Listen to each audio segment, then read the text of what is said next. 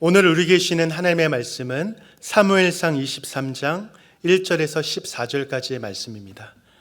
사무엘상 23장 1절에서 14절까지의 말씀, 저와 여러분이 한 절씩 교독하도록 하겠습니다. 제가 먼저 읽겠습니다. 사람들이 다윗에게 전하여 이르되, 보소서, 블레셋 사람이 그일라를 쳐서 그 타작마당을 탈취하더이다 하니, 이에 다윗이 여호와께 묻자와 이르되, 내가 가서 이 블레셋 사람들을 치리이까?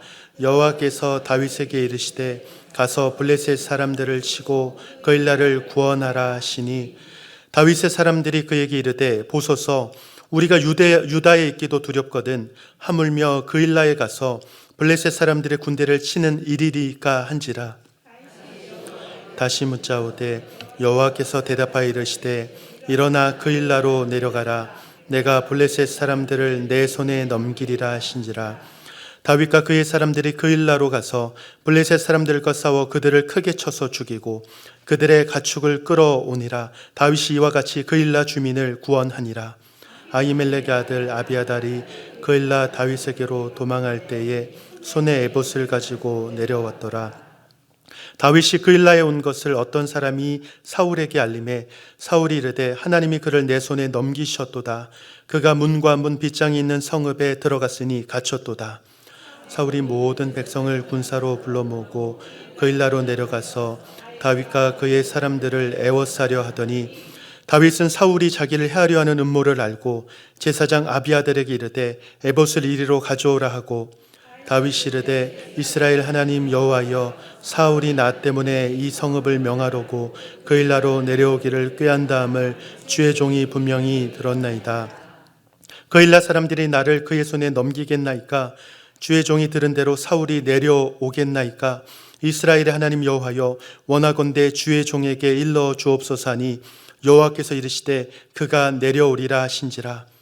다윗이 이르되, 그일라 사람들이 나와 내 사람들을 사울의 손에 넘기겠나이까 하니, 여호와께서 이르시되 그들이 너를 넘기리라 하신지라.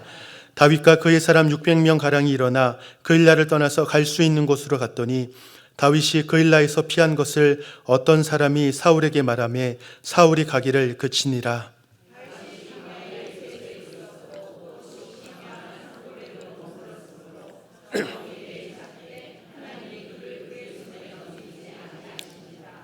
아멘. 여러분, 흔들리지 않는 편안함이라는 광고 카피를 기억하십니까? 한 침대 회사의 광고 카피였는데요. 바로 옆 충격에도 흔들리지 않는 시 땡땡 침대, 아마 이 문구를 기억하실 겁니다. 말하지 않아도 다 기억하시죠? 이 영상 광고에 보면 한 남편이 TV에서 이 침대 광고를 봅니다. 그러고 나서 혹시 우리 침대도 그런가 싶은 마음에 이제 위에서 뛰어내리는 거죠. 그때 아내가 이렇게 얘기합니다. 여보, 우리 침대는 시땡땡이 아니에요 하면서 튕겨나가는 것이 그 영상 광고의 내용입니다. 이 광고를 보면서 참 재밌다라는 생각을 했던 적이 있었는데요. 왜 이 서두에 이 광고에 대해서 말씀을 드리냐면, 이 회사가 지난 2020년에 150주년을 맞이하면서 이 마케팅 전략을 바꾸게 됩니다. 어떤 전략이었냐면요, 침대 없이 침대 브랜드를 홍보하기 시작을 합니다. 일단 영상 광고에, TV 광고에 침대가 등장하지 않습니다. 그러면서 매너가 편안함을 만든다라는 그런 사회적인 어떤 구호를 담으면서 영상 광고를 내보내기 시작을 해요. 광고에 침대도 등장하지 않고 어떤 침대와 관련된 그 어떤 것도 나오지 않습니다. 처음에 사람들이 이 광고를 보면서 도대체 이게 무슨 광고야? 도대체 뭘 얘기하려는 것이라는 그런 반응이 많았는데요. 점점 사람들이 그 광고에 시선을 뺏기기 시작을 합니다. 도무지 무엇을 이야기하는지 알 수 없는 그런 광고를 통해서 사람들이 관심을 가지면서 그 광고가 무슨 광고인지 찾아보기 시작했다는 겁니다. 특별히 이 광고를 통해서 이 광고의 내용들을 주의 깊게 보게 되고요. 이 광고가 주는 메시지들을 많은 사람들이 깨닫게 되는 그런 시간이 되었습니다.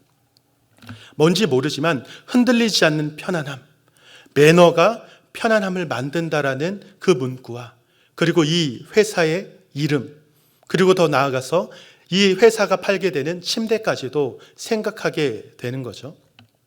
그런데 여기서 그친 것이 아니라 이 회사가 이상한 행보를 보이기 시작을 합니다. 침대 회사인데요, 침대랑 상관없는 굿즈들을 만들어서 팔기도 하고요, 주요 곳곳에 어떤 이벤트성으로 또 홍보할 수 있는 그런 매장들을 만들어서 침대와 상관없는 그런 굿즈와 문화적인 콘텐츠를 홍보하기 시작을 합니다. 그리고 더 나아가서는 복합적인 문화 공간을 만들어서 사람들로 하여금 그것을 찾도록 그렇게 마케팅을 했다는 거죠. 근데 그러다 보니까 이상하게도 이 젊은 사람들 사이에서 마치 SNS 인증 성지처럼 이런 장소들이 이제 인기가 되기 시작을 합니다. 그런데 인기가 되는 것은 여기 침대가 좋다 이게 아니라요, 저기에 가면 대형 크리스마스 트리가 있어, 거기서 사진 찍으면 너무 이뻐, 너도 한번 찍어봐, 이런 것들로 이제 홍보가 되기 시작을 했다는 거죠. 이런 홍보들이 시작이 될 때 저게 침대랑 무슨 관계가 있을까라는 생각들을 했지만, 놀라운 것은 전혀 침대랑 상관없을 것 같았던 그 젊은 세대들, 특별히 20대, 30대 사람들이 독립과 결혼을 앞두면서 특별히 이런 문화적인 것들을 이제 경험하다 보니 자연스럽게 그 침대를 구입하게 되는, 거기까지 이제 이르게 됐다는 겁니다. 전혀 침대를 노출하지 않고 침대를 홍보하지 않았지만 전혀 관심 갖지 않았던 그 20대, 30대에게 문화적인 측면으로 접근을 하다 보니 자연스럽게 제품까지도 연결이 되는 거죠. 여러분 생각해 보면 20대, 30대가 침대 살 일이 있을까요? 독립하는 거 아니면, 결혼하는 거 아니면 자녀 세대들이 집안에 가구를 사는 일은 흔치 않습니다. 돈을 냈으면 냈죠. 보통 가구는 부모님들이 일괄적으로 사는 편이지 자녀들이 어떤 특정 가구를 사지 않잖아요. 그러니 관심이 없어요. 20대, 30대에서 내가 어떤 침대 브랜드를 선호하고 어떤 침대를 사야지라고 생각하는 사람은 없습니다. 그런 그들에게 아주 주요한 마케팅이 되었고 그 사람들이 홍보가 돼서 이 침대를 사게 되는 데까지 이어지게 되었다는 것입니다. 이런 마케팅은요, 보이지도 않고 드러나지도 않지만 자연스럽게 젖어들고 물들게 하면서 목적한 바를 이루게 하는 그런 마케팅 효과인 것 같습니다.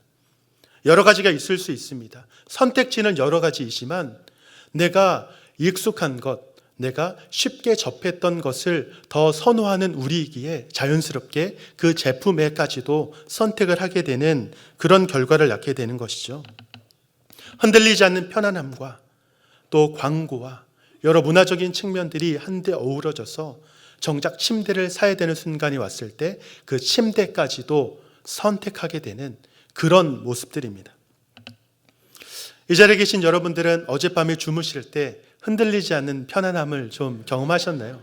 매일매일 우리가 잘 때 편안하게 잘 수 있다면 너무 좋겠지만 어떤 분들은 불면증 때문에 잠을 잘 이루지 못한다는 분들도 계시고 밤마다 여러 가지 일들로 인해서 편안하게 잠을 자지 못하는 분들도 많을 것 같다는 생각이 듭니다. 우리가 흔들리지 않는 편안함을 누린다는 것은 참 중요합니다. 침대뿐만이 아니라 우리 인생도 마찬가지예요. 우리 인생 가운데 우리에게 흔들리지 않는 편안함이 주어질 수 있다면 너무나 좋겠지만 안타까운 것은 침대는 광고하면 되고 사면 되지만 우리의 인생에 흔들리지 않는 편안함은 돈으로 살 수 있는 것이 아니라는 것입니다. 바라기는 오늘 말씀을 통해서 우리가 어렵고 힘든 현실을 살아가는 가운데 흔들리지 않는 편안한 그 믿음을 가지고 살아가기 위해서는 어떻게 해야 하는지 이 다윗이라는 한 사람의 모습을 통해서 우리가 살펴보기를 소원합니다. 오늘 본문은 다윗이 사울로부터 쫓김을 당하는 그런 상황 가운데 벌어진 한 사건입니다. 이 다윗이라는 사람은 참 그의 일생을 돌아보면 정말 불쌍한 사람이지 않나라는 생각을 해봅니다. 왕이었고 많은 것을 누리는 사람이었지만 그의 평생은 늘 고난과 어려움의 연속이었습니다. 사울로부터 쫓김을 당하고 지금 이 순간도 생명의 위협을 당하는 그런 상황입니다. 더 안타까운 것은 바로 직전에는 이 다윗을 도와줬다라는 이유 때문에 노베에 있는 제사장들 85명이 죽임을 당하게 됩니다. 내 몸 하나 건사하기 힘든데요. 그것뿐만이 아니라 나 때문에 다른 사람까지도 피해를 보는 것이 지금 다윗이 처한 상황이었습니다. 한마디로 내 몸 하나 지킬 수 없는 절망적인 상황이 이 다윗의 상황이지 않나라는 생각을 해보게 됩니다. 요즘 우리가 묵상하고 있는 매일 성경 본문이 열왕기 하지 않습니까? 이 열왕기 하에는 여러 왕들이 등장을 합니다. 그런데 그 왕들을 평가할 때, 특히 남유다의 왕들을 평가할 때 기준 삼는 것이 그 조상 다윗의 길로 행하였는지 그렇지 않았는지를 기준으로 판단을 합니다. 이 다윗이라는 사람은 이스라엘의 역사상 위대한 사람이긴 했지만 물론 완벽한 사람은 아니었습니다. 죄도 졌고 실수도 했고 너무나도 인간적인 모습 때문에 책망을 당하기도 한 사람입니다. 그런데 이 다윗이 한 나라의 왕을 평가하는 기준이 될 수 있었던 이유가 무엇일까요? 그가 연약하고 우리랑 똑같은 사람이었지만 그에게는 늘 하나님 중심으로 생각하고 하나님 중심으로 판단하려고 하는 믿음이 있었기 때문에 하나님께서 그의 중심을 보시며 그의 정직함을 보시며 그것을 기준 삼아 왕들을 평가하셨던 겁니다. 그 기준이 완벽하진 않았지만, 그 중심이 완벽하지 않았지만 하나님 앞에서 애쓰고 노력했던 그 모습을 주님께서 기쁘게 받으셨던 것입니다. 특별히 오늘 본문처럼 왕이 되기 이전에 사울로부터 쫓겨다니는 그의 인생을 보면 참 다윗은 우리와 다르다라는 생각이 듭니다. 우리는 작은 것에 흔들리는데 다윗은 흔들리지 않습니다. 우리는 작은 것에 넘어지는데 다윗은 작은 것에 넘어지지 않아요. 적어도 지금 이 순간에는 늘 어려운 상황이 닥쳐도 하나님 중심으로 판단하고 하나님 중심으로 생각하면서 우리와 다른 선택을 했다는 것이 바로 다윗의 모습이었습니다. 그렇다면 여러분, 다윗이 이렇게 절망적인 상황에서도 믿음으로 살아갈 수 있었던 그 이유가 무엇일까요? 첫 번째로 이 다윗이라는 사람은요, 모든 일에 하나님을 의식하며 행동했던 사람이었기 때문입니다. 모든 일에 하나님을 의식하며 행동했던 사람이 바로 다윗이었습니다. 오늘 본문 1절에 보면 사울을 피해 도망다니는 다윗에게 한 가지 소식이 전해지게 됩니다. 그 소식은 이 블레셋이 그일라를 공격하고 있다라는 그런 소식인데요. 이 그일라라는 지역은 블레셋의 국경에 가까운 곳에 있는 유다의 한 성읍입니다. 그런데 그 성읍의 타작마당을 지금 블레셋이 탈취하고 있다는 그런 소식입니다. 너무나 안타까운 이야기고 그들을 누군가가 도와줘야 하는 상황인데, 여러분 생각해 보십시오. 만약에 지금 그 그일라를 누군가 도와줘야 했다면 누가 도와줘야 했을까요? 사울입니다. 왜냐하면 사울이 이스라엘의 왕이잖아요. 그런데 이 소식이 다윗에게 전해질 때 이 다윗의 입장에서는 사실 이 소식을 전해 들었을 때 안타까운 마음은 있을 수 있지만 가지 않아도 아무도 뭐라고 할 사람이 없습니다. 지금 다윗의 상황은요, 생명의 위협을 당하는 상황입니다. 가고 안 가고가 중요한 것이 아니라 지금 내가 사느냐 죽느냐 이 처지거든요. 그런데 지금 그곳을 도와주러 가고 말고는 사실은 더 나중에 문제였다는 것입니다. 사실 다윗과 함께 했던 사람들도 그렇게 생각을 했습니다. 3절 말씀에 보면 우리가 유다에 있기도 두렵거든 하물며 그일라에 가서 블레셋 사람들의 군대를 치는 일이니까.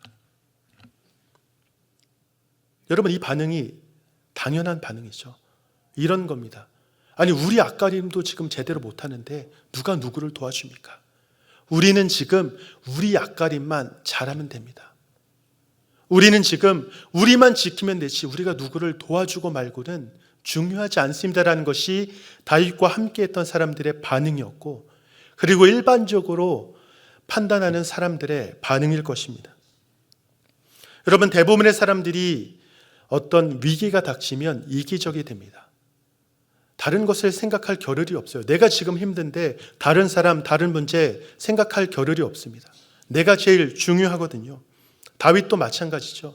만약에 다윗이 그 소식을 듣고도 아무것도 하지 않는다고 한들 다윗을 원망할 사람은 없습니다. 지금 내가 죽을 위기에 처해 있는데 누가 누구를 도와줍니까? 라고 이야기했다면 아무도 그거에 대해서 비난하거나 원망할 수 없습니다. 그런데 다윗은요, 그런 상황에서도 일반적으로 판단하는 것이 아니라 일반적이지 않은 판단을 하고 있습니다. 2절 말씀 제가 읽겠습니다. 이에 다윗이 여호와께 묻자와 이르되 내가 가서 이 블레셋 사람들을 치리이까? 여호와께서 다윗에게 이르시되 가서 블레셋 사람들을 치고 그 일 나를 구원하라 하시니. 4절에도 묻습니다. 다윗이 여호와께 묻자오되.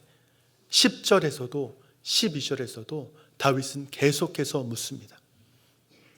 오늘 보면 7절 말씀에 보면 사울이라는 사람은 하나님께 묻지도 않으면서도 하나님의 뜻을 자기 마음대로 판단하는 모습이 있는데요.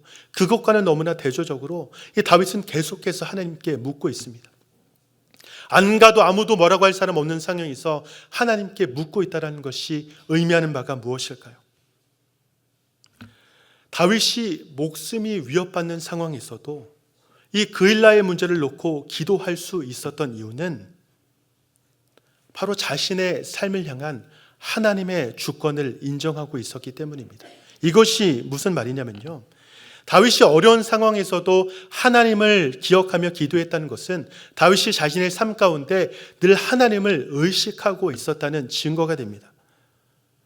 이런 태도는 뭐냐면요, 눈에 보이는 현실대로 판단하지 않겠습니다라는 의지의 표현이고요, 눈에 보이는 현실에 따라 결정하지 않겠습니다라는 그런 의지의 표현입니다. 더 나아가서는 하나님의 뜻대로 하겠습니다라는 그런 맡겨드림의 표현이라는 것입니다. 일반적으로 많은 사람들이 문제가 닥칠 때 보이지 않는 하나님보다는 보이는 현실에 집중하여 하나님을 의식하지 않는 것과는 너무나 대조적인 모습이 오늘 본문의 다윗의 모습이었습니다. 모든 사람이 일반적으로 반응을 해도 다윗은 일반적으로 반응하지 않고 그들의 생각, 그들의 시각, 그들의 관점을 더 뛰어넘어서 더 한 차원 더 높은 생각으로 판단하고 결정하고 고민한 것이 바로 다윗의 모습이었다는 것입니다. 이것이 하나님을 의식하는 사람의 관점입니다. 여러분, 될성 부른 나무는 떡잎부터 다르다라는 그런 속담이 있잖아요.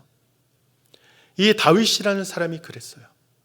제가 왜 다윗이 늘 하나님을 의식하며 살았다라고 말씀드릴 수 있냐면 오늘 본문뿐만이 아니라 그의 인생 가운데 그가 보여줬던 모습들이 있기 때문입니다.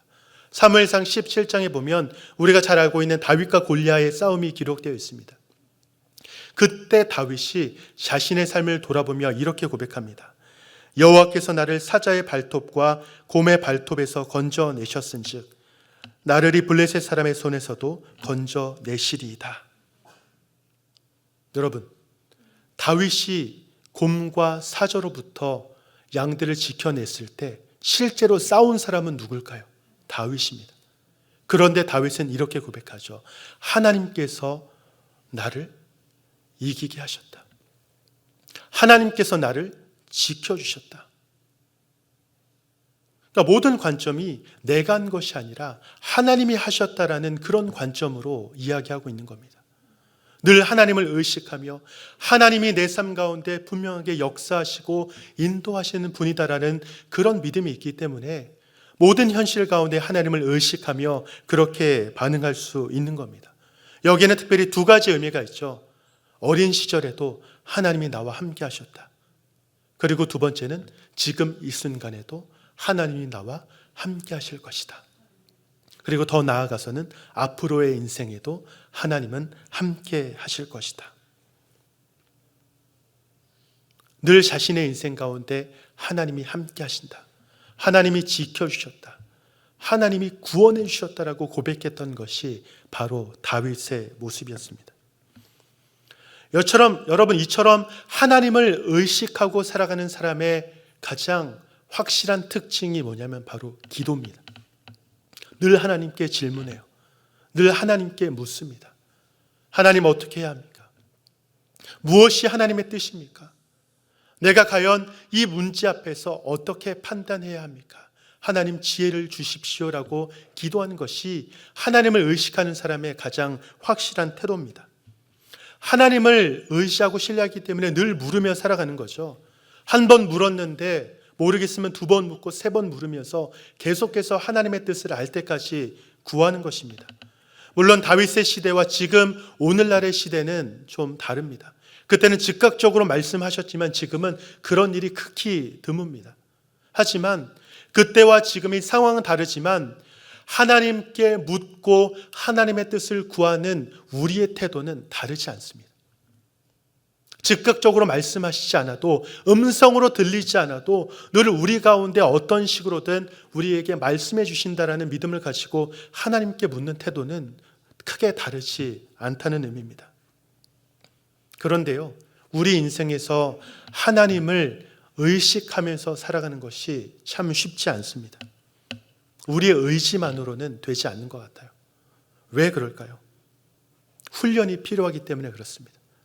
우리는 죄된 습성에 물들어 살아가기 때문에 그것을 다 벗어버리지 않고서는 세상의 그런 유혹과 세상의 가르침과 세상의 영향에 사로잡혀 있는 이상 우리는 하나님을 의식하며 살아가는 것이 쉽지 않다는 의미입니다.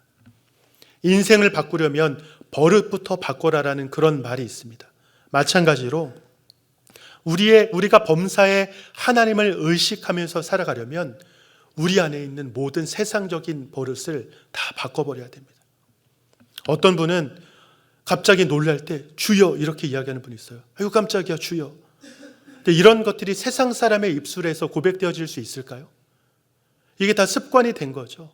늘 주님의 이름을 부르다 보니 그 순간에 나도 모르게 주님의 이름을 부르는 겁니다. 이건 세상 사람들이 보여줄 수 없는 우리가 훈련된 그런 모습의 하나입니다. 마찬가지로 우리가 세상의 버릇들과 세상의 어떤 습성들 이런 것들을 다 벗어버리지 않으면 우리는 하나님을 의식하면서 살아가는 것이 쉽지 않다는 것입니다. 어떤 문제가 발생했을 때 하나님이 생각나기보다 그 문제를 해결해 줄 수 있는 그 사람이 생각납니다. 어떤 문제가 발생했을 때 하나님이 생각나기보다 내 통장에 있는 돈이 먼저 생각납니다. 그 돈이면 해결할 수 있어.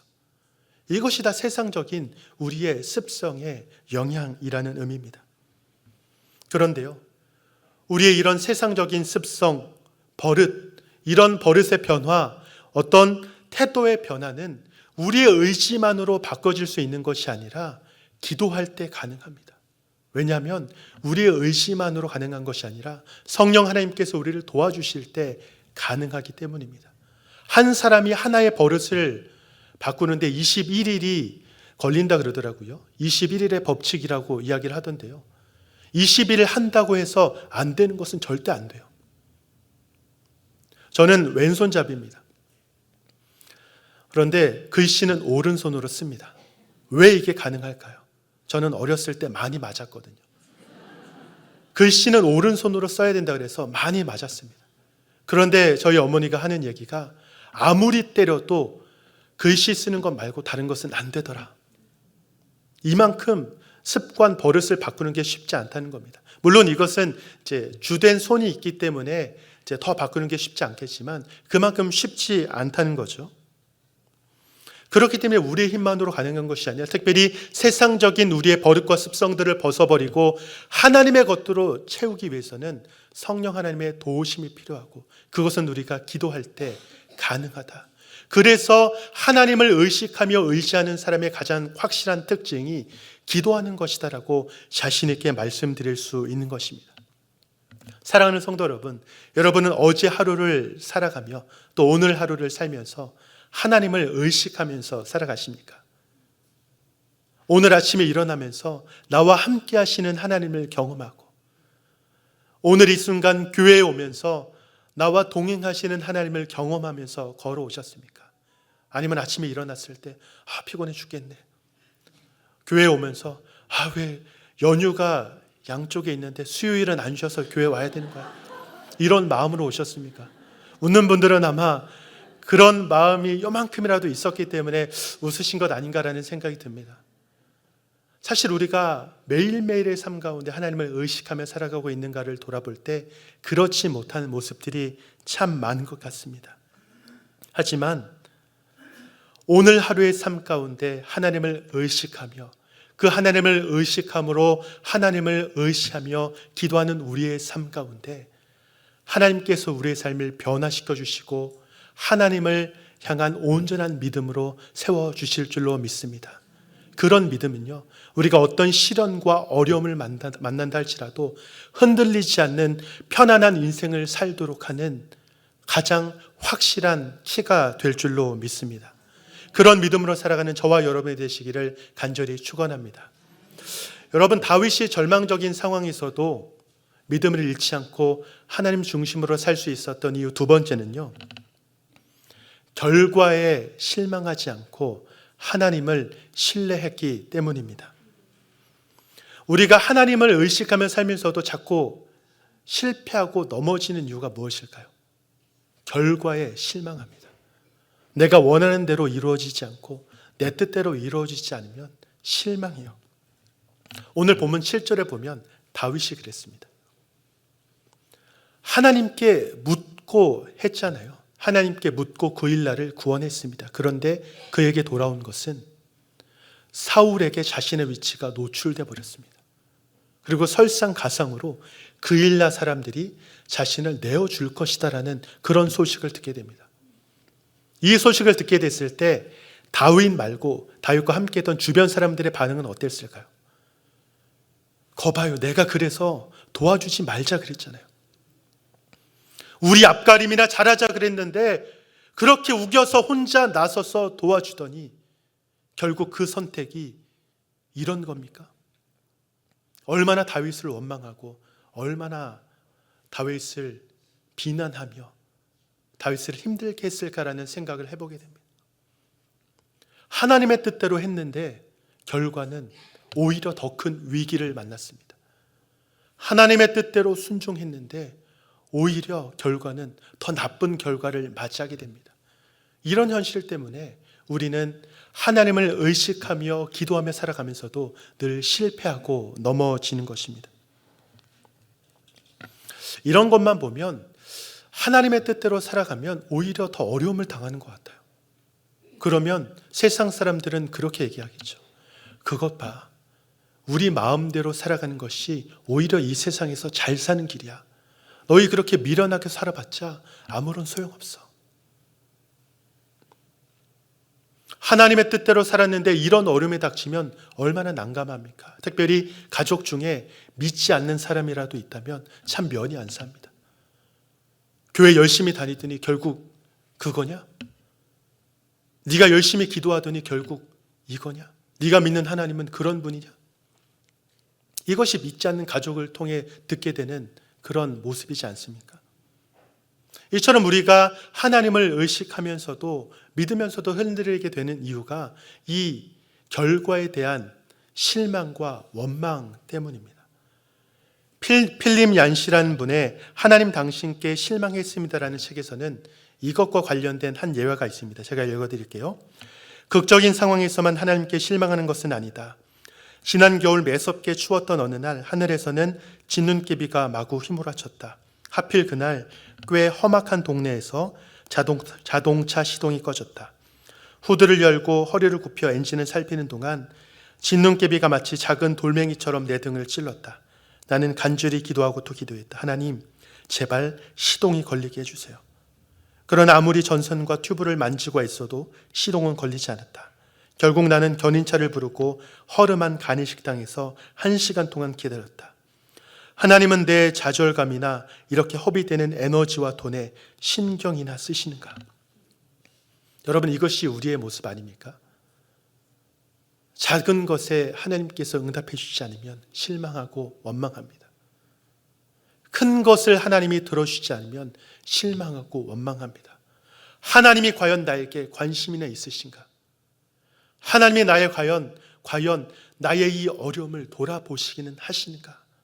이런 불평이 드는 것이 솔직한 우리의 현실입니다. 내가 기도하고 기도했던 시간이 많으면 많을수록 그 실망도 커요. 그리고 어떤 기도 제목은 꼭 들어주실 것 같았는데 안 들어주시면 그 실망은 더 큽니다. 그런데요, 다윗은 이런 어려움이 닥쳤는데 일희일비하지 않습니다. 주변에서 아무리 불안함을 조성하고 원망해도 이 사람은 이상하게도 똑같이 한결같이 반응을 합니다. 하나님의 뜻을 몰랐을 때도 기도하고, 하나님의 뜻을 알았을 때도 기도하고, 하나님의 뜻대로 했는데도 일이 터졌을 때도 기도하고 늘 하나님께 묻습니다. 왜 이런 모습으로 살아갈 수 있을까요? 시작도 하나님이요, 과정도 하나님이요, 결과도 하나님이다라는 것을 믿기 때문에, 지금의 이 과정은 온전한 결과가 아니라 하나님께서 이루어 가시는 과정이다라는 것을 믿기 때문에 그렇습니다. 오늘 본문 14절에서는 이렇게 말씀합니다. 다윗이 광야의 요새도 있었고 또 십광야 산골에도 머물렀으므로 사울이 매일 찾되 하나님이 그를 그의 손에 넘기지 아니하시리라. 그일라 사람들이 다윗을 배신해도, 사울이 아무리 찾으려고 했어도 사울이 다윗을 찾지 못했다고 말씀합니다. 매일 찾되 찾을 수 없었대요. 왜요? 하나님께서 그를 그의 손에 넘기지 아니하셨기 때문에. 이게 중요합니다. 하나님이 그를 그의 손에 넘기지 아니하셨기 때문에. 하나님께서 다윗을 붙잡고 하나님의 손에 잡고 계시기에 사울이 아무리 찾으려고 한들, 주변에서 아무리 공격하다고 한들 사울이 다윗을 찾지 못했다라고 이야기를 합니다. 중요한 것은 우리는 하나님께서 넘겨주지 않으면 넘겨질 수 없는 존재라는 겁니다. 어떤 어려움이 우리에게 닥쳐와도요, 넘겨질 수 없어요. 이것을 믿는 믿음이 필요합니다. 우리는 당장 눈에 보이는 현실 때문에 낭망합니다. 그리고 하나님의 응답을 판단합니다. 하지만 그것이 전부가 아니라는 것을 우리는 믿어야 합니다. 그래서 기도할 수 있는 거고요, 그래서 하나님을 신뢰할 수 있는 겁니다. 오늘 이렇게 현장에 나와서 예배드리고 또 온라인으로 이 수요 예배에 참여하는 여러분들 정도라면 아마 지금 많이 기도하는 기도의 사람이다라고 생각이 됩니다. 그런데도 우리가 살아가는 현실은 참 쉽지 않죠.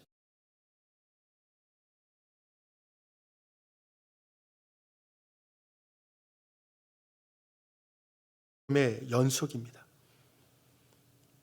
여러분, 하나님께 도와달라고 기도하면서도 그것이 내가 원하는 결과가 아닌 것 같아서 두려우십니까? 나는 꽃길만 걷고 싶은데 하나님은 자꾸 가시밭길로 인도하는 것 같아서 두려우십니까? 다윗이 그런 삶을 살았어요.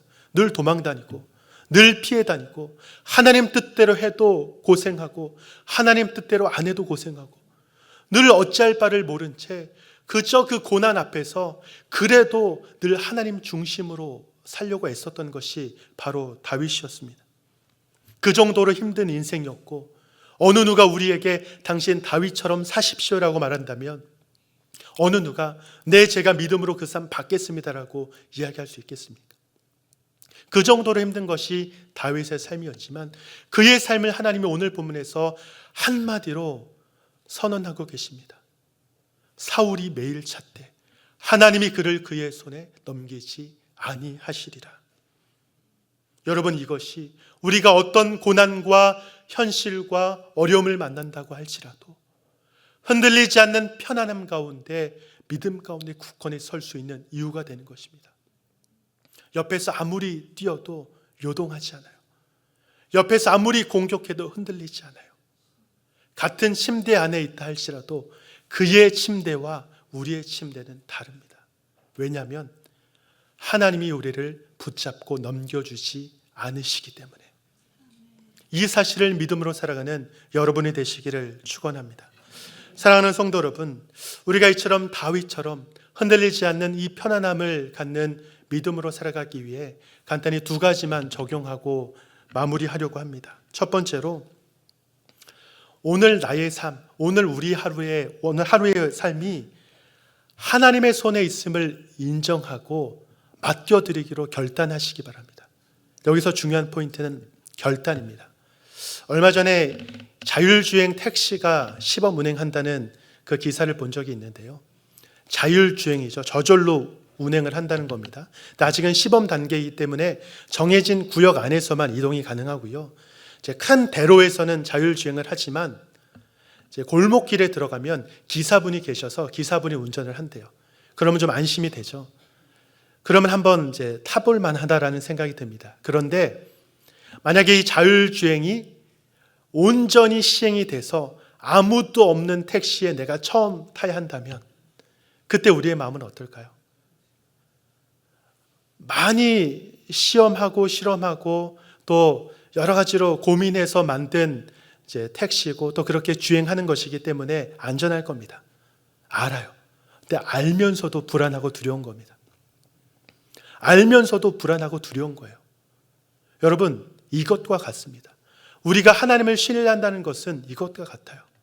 우리가 이 세상에서 하나님을 신뢰할 때 하나님을 신뢰하지만 알면서도 두려워요. 알면서도 자꾸 부담스럽고 힘듭니다. 하지만 온전한 자율주행이 되려면 내가 핸들에서 손을 놔야 하고 브레이크에서 발을 떼야 하듯이 우리 인생 가운데 우리 인생을 하나님 앞에 맡겨드린다는 것은 내 인생의 핸들에서 내가 손을 놓는 것을 말합니다. 내가 멈추겠다고 브레이크에 발을 대지 않는 것을 말해요. 그 시작은 우리의 결단이 있어야 합니다. 그 결단의 시작이 무엇입니까? 바로 오늘 하루의 삶이 하나님의 손에 있음을 인정하는 겁니다. 아침에 일어나서 나에게 허락된 이 24시간의 삶은 하나님께 달린 하나님의 손에 있는 24시간이다. 이것을 인정하고 살아간다면, 그렇게 결단하며 살아간다면 우리의 하루하루는 조금 더 하나님을 의식하는 그런 삶이 될 줄로 믿습니다. 그런 인생은요, 마치 나도 모르게 자율주행 차에서 잠들어 버리는 것처럼 그런 평안함이, 그런 편안함이 우리 가운데 있게 될 줄로 믿습니다. 고난이 없어서 편안한 거 아닙니다. 고통이 없어서 편안한 거 아니에요. 하나님께 사로잡혀 있고 하나님의 손에 있음을 믿기 때문에 그 편안을 우리가 누릴 수 있게 되는 것입니다. 두 번째로, 보이지 않는 하나님을 날마다 의식하며 기도하는 여러분이 되시기를 축원합니다. 날마다 기도하셔야 됩니다. 어제 기도했다고 오늘 기도하지 않는 것, 그것은 합당한 태도가 아닙니다. 우리가 하나님께 맡겨드리는 가장 확실한 태도가, 그리고 수단이 기도입니다. 기도하지 않으면서 하나님 앞에 맡겨드린다고 말씀할 수 없어요. 아까 말씀드린 것처럼 우리가 의식하려면 우리의 삶이 바뀌어야 하는데 그 바뀔 수 있는 가장 확실한 태도가 기도잖아요. 그래서 매일매일의 삶 가운데 하나님을 의식하며 기도하는 여러분 되시기를 소망합니다. 사울과 다윗 둘 다 하나님께서 세우신 왕이었지만 그들의 인생은 달랐습니다. 그들의 가장 큰 차이는 다윗은 늘 하나님을 의식하며 기도했고 사울은 그러지 못했다는 것입니다. 어제보다 나은 오늘이 되기를 소망하며 또 오늘보다 나은 내일이 되기를 소망하며 오늘 하루의 삶을 하나님을 의식하며 기도할 때 우리 모두의 삶은 점점 더 하나님과 가까워지는 믿음의 삶이 될 줄로 믿습니다. 말씀을 정리하겠습니다. 세계 2차 대전이 발발할 당시 에일 워드라는 영국 선교사가 있었습니다. 근데 일본군이 이제 쳐들어와서 100여 명의 고아를 데리고 산으로 피난해야 하는 그런 상황이 되었습니다. 그런데 마음에 두려움이 싹 텄대요. 이 100여 명의 아이들을 자기가 어떻게 안전하게 지킬 수 있을까?